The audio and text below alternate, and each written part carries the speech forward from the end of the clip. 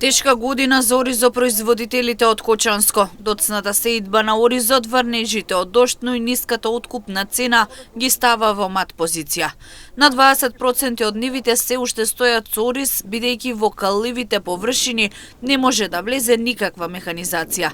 Дополнително и она што се жнее со слаб квалитет, а не може ниту да се продаде. Откупот е сведен на минимум, велат земјоделците од овој регион, а и откупната цена е на незадоволително ниво. Како памтам до сега се нема случено.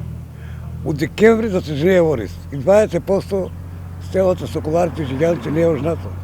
Што мислам, тоа е катастрофа. И тоа што се жнее, тоа е со многу лош квалитет. Тоа е еден проблем.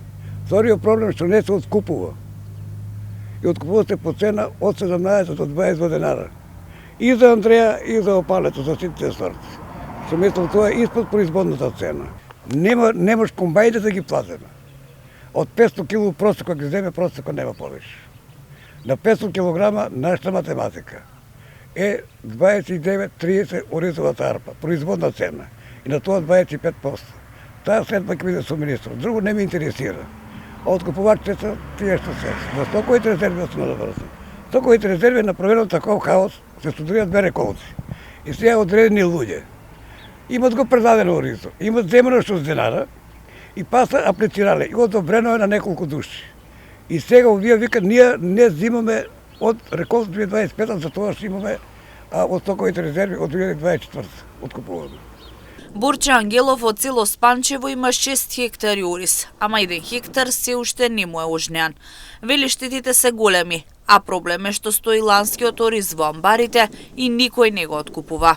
Штетите, да не речем 100% оваа година. Со цената и со откупот и со времето, тоа е што да кажам. Најголем проблем е со државата, што не ни обезбедија никакви услови, ништо. За стоковите резерви излажање да си го чуваме оризот, да не го продаваме за субвенции, за 6 денара, ние го зачувавме и сега на повеќе од 50% од количината ни ја намалија за откуп.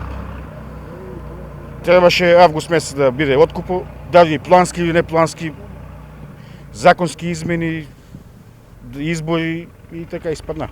За алармантната состојба во Кочанскиот регион, оризопроизводителите бараат средба со ресорниот министер за да се направи калкулација за нова производна цена на оризовата арпа. Последните посејани хектари очекуваат да ги ожнеат до крајот на годината.